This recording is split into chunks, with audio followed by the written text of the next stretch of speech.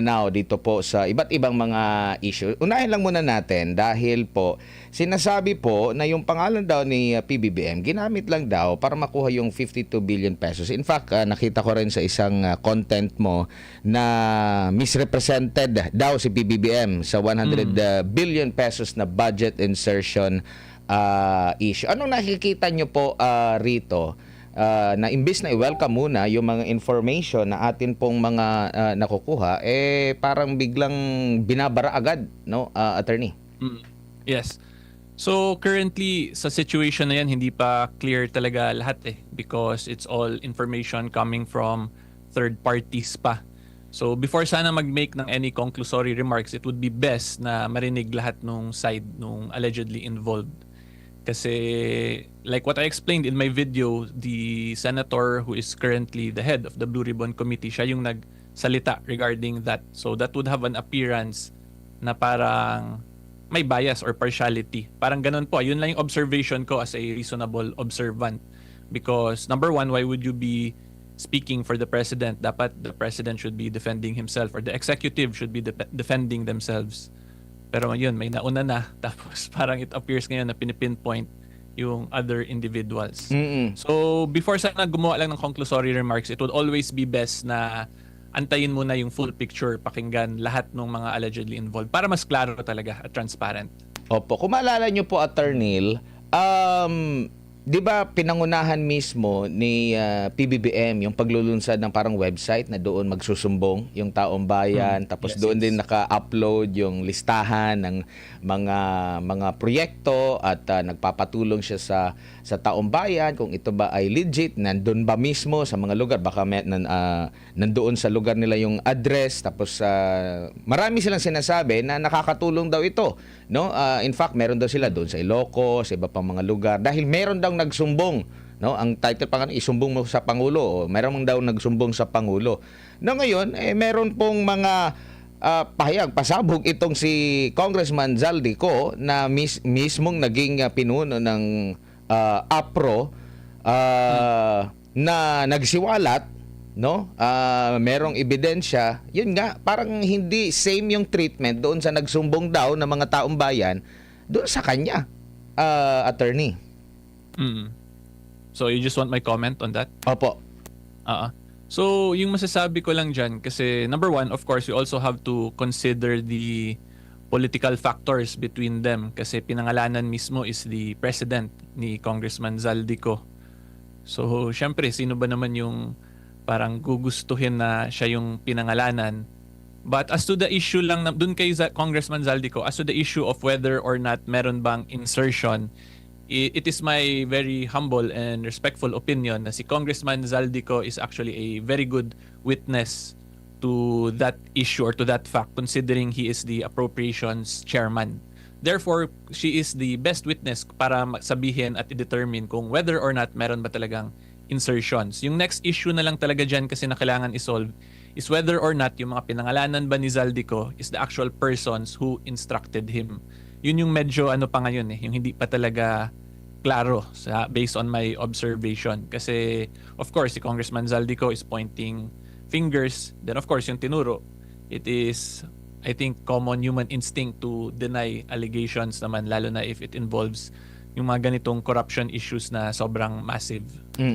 Bilang abogado, attorney, needed ba talaga na panumpaan yung kanyang mga salaysay? Hindi ba pwedeng makapag-imbestiga kung sino man yung investigating body out of doon sa kanyang testimonya? Same nga doon sa mga sumbong ng taong bayan, o kailangan pa talaga panumpaan? Yun yung nagiging ano ngayon debate, umuwi ka na, panumpaan mo yung Yes. so hindi ba uusad yung investigasyon? Meron din siyang inilahad, attorney. So si Congressman Zaldico, the way I see it, he's just making a video statement dun sa personal account niya. So as a ordinary statement, hindi naman yan kailangan panumpaan kasi wala pa naman actual case siyang final, wala naman sa court, wala naman sa Senate investigation, wala sa legislative inquiry basically. So as to the video, hindi kailangan. Pero kung gusto talaga, like let's say, i-file yun siya gamitin as a complaint affidavit later on, as a judicial affidavit, kailangan siya panumpaan pag nandun na sa stage na yon. Pero currently, from how I see it, si Congressman Zaldico, nilalabas lang niya yung mga thoughts niya. Yun yung nakikita ko lang. Yun yung nakikita ko lang. And since he is still in that stage, hindi naman yan kailangan panumpaan because that is just a statement by a private citizen kasi hindi na po siya congressman, di ba? And at the end of the day, we just have to remember or we just have to consider as the people who observe these statements is that whether or not credible, reputable, or meron bang valid credentials yung taong nagsasabi ng ganun. Yun lang yung kailangan natin consider dyan. Kasi again, wala pa naman po talaga tayo sa proper court proceedings, judicial proceedings, or legislative proceedings. So hindi naman yan mandatory talaga na manumpa. Pinapalabas, yung observation ka lang, nilalabas lang ni former congressman ko, yung thoughts niya as to the issue. Pero So, pwede yun na lang. itong maging basehan para magkusa na mag-imbestiga yung ibang mga investigating body. In fact, si Congressman Pulong Duterte ata meron yatang resolusyon na imbestigahan din sa Kamara. Pwede rin ba magkusa na lang yung ICI, yung Senate Blue Ribbon Committee ukol dito kasi wala naman sigurong masama. Yung iba nga sa post lang sa social media nag-uumpisa yung mga investigasyon attorney.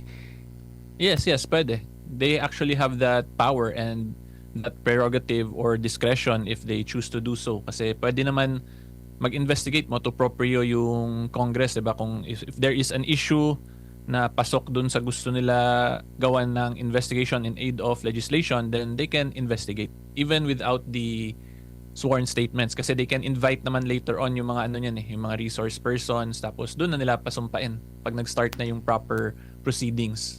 Opo. Marami pong kumu-question sa pagiging independent ng independent commission na attorney. Sa tingin niyo po ba meron pa bang dapat na gawin?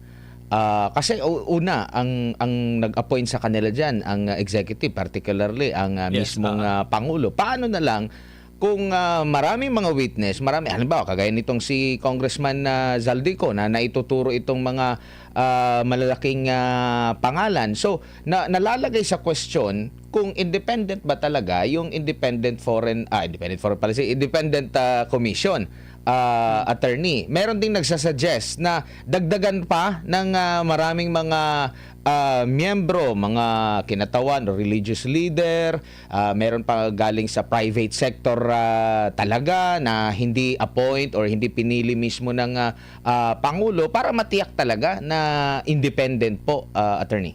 Mm-mm. So yung position kasi ng ICI talaga is a very unique position if you ask me considering the main task is to investigate corruption tapos yung mga iniimbestigahan nila mainly ngayon ay mga politicians, 'di ba? So there will really be a perception of bias sa public pag ganyan.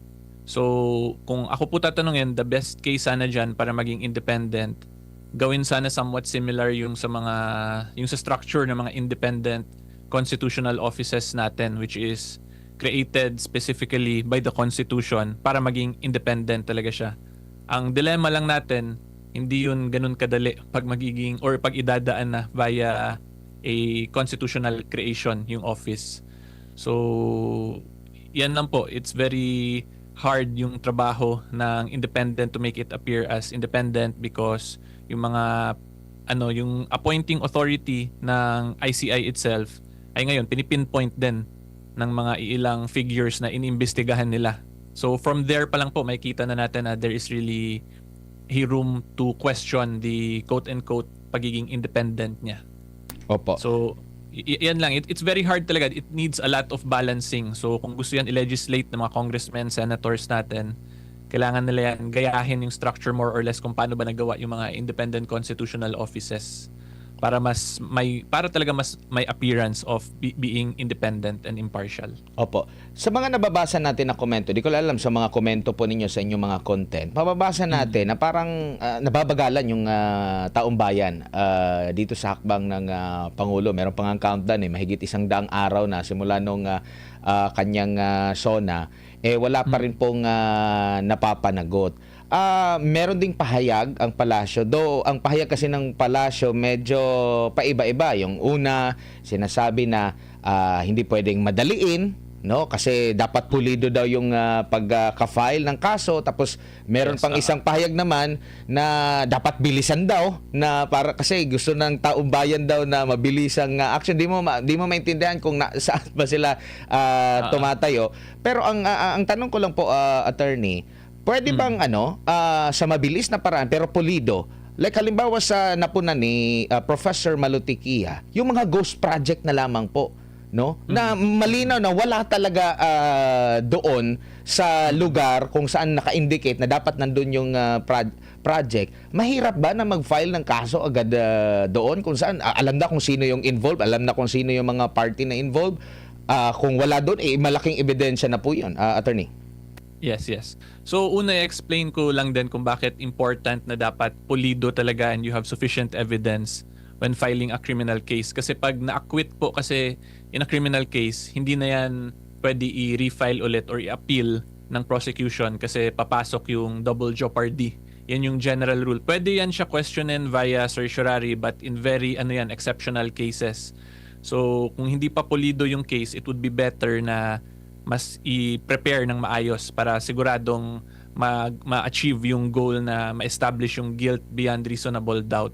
And then, yung next ko lang din masasabi is I agree na yung mga ghost flood control projects, yun supposedly madali yun siya na case because it will speak for itself basically. Kung wala doon sa site yung project, and then that's automatic already na ghost, diba? Therefore, that could lead to misconduct, abuse of authority, misappropriation of funds. Kasi pag wala doon yung project tapos pinondohan mo na, hindi very obvious na yung kalokohan na ginawa. So for the ghost flood control projects, yun madali yun siya. Pero yung more on sa mga let's say conflict of interest cases, yung parang pag may mga congressmen na contractor, kung meron ba silang na-violate sa RA 3019, yun medyo complicated pa yun kasi you have to clearly establish yung conflict of interest. You have to check the documentation further pa yung sa corporation nila and then dun sa actions na ginawa ng congressman in relation to the projects. So again, pag ghost project, yun madali yun. Pero pag iba, medyo mas complicated and technical. Pero ang alam ko sa ghost projects, Admar, may mga na-file naman na, di ba? Sila Secretary Dizon, if I'm not mistaken. Oo, pero yun nga maraming mga naibubulgar na mga ghost projects, pero yun nga, yun pa lang yung nagiging hakbang. Pero other topic lang ako bago lang si partner Almar. Meron pong pahayag si Congressman Zaldico doon sa kanyang mga pasabog na insertions nga na 100 billion pesos na ipinasok doon sa BICAM. No, ngayon pumalag yung syempre yung taga nagdedepensa sa Pangulo na kung mag-i-insert man lang, bakit doon sa BICAM? Dapat doon pa lang sa NEP. Bilang isang dating mambabatas at talagang involved din sa pagbabudget ng ating paghimay sa budget ng ating bansa. Sa paanong paraan ba ito na nakikita ninyo na pwedeng samantalahin ng mga corrupt in general po, attorney? Yung insertions. Opo, yung insertions. Kasi parang ang debate nila, kung totoong insertions yan ng Pangulo, dapat doon sa NEP. Bakit sa BICAM ipinasok, attorney? So, based from my experience kasi, pag idaan sa NEP yung pondo, yung may supervision and control of the budget niyan is the district representatives. And i-clarify ko lang din po, hindi ko sinasabi na porket district congressman yung may control and supervision is ibig sabihin kinukurakot nila, hindi po yun ganon. Ang point ko lang, sila yung nagsusupervise as to the implementation, whether or not nasunod. District representatives yung may control nun. And then, pag via insertions yan na hindi dinaan sa NEP, usually yung department, yung public officer, yung public servant basically na nag-insert nun, yung magkaka-supervision and control over that budget. Yan yung parang nagiging unwritten rule niyan when it comes to the usapang pang-budget. So, yun yung nakikita ko. Kaya posibleng dinaan nila sa BICAM insertion para sila yung may supervision and control dun sa certain portion ng budget na yun. And maaari din ba, singit ko lang, bago lang si partner Almar talaga, maaari din ba na kaya sa BICAM, kasi ang masisisi hindi agad yung executive, kundi sino yung nautusan niya, which is ang nasa BICAM kasi mas more on nasa Kongreso na, di ba? Nasa dalawang kapulungan or yung committee na lang ng Senado tsaka Kongreso. So kumbaga, para sa mga corrupt, safe yun na pamamaraan para hindi kami ang nagkokontrol niyan, yung Kongreso na. Tama po ba, Attorney? Well, actually, if you talk about insertions, amendments, Congress talaga yung may control nun kasi legislative function na yun eh. Yung trabaho lang talaga ng executive when it comes to the budget making process is to prepare the NEP. Yun yung theoretical, yung in a perfect world, yun yung trabaho lang talaga as per the Constitution. So, kahit na idaan yan sa BICAM insertion or regular amendment dun sa mga committee hearings, sa regular committee hearings, that is still a function of the legislative talaga kasi during the budget deliberations, wala naman ang kinalaman dun yung executive talaga. Yung function lang na executive, sagutin yung questions nung legislative kung let's say paano ginawa kung ano yung ginawa sa previous year, ano yung purpose nitong pondo na to. Parang ganun lang, more on to scrutinize ano yung purpose. Pero as to who will make the actual insertions, amendments, legislative function talaga yon. Kaya And then safe i-add siya, ko na lang din, pag Safe. sa BICAM kasi yan siya i-insert, hindi na siya ganun ka-strict or hindi siya ganun ka-strict in a sense na yung BICAM members na lang kasi yung magdi-discuss, which is a very limited number of congressmen and senators na lang. Unlike pag idaan yan sa NEP and then regular amendment, mag-undergo yan ng full committee scrutiny talaga.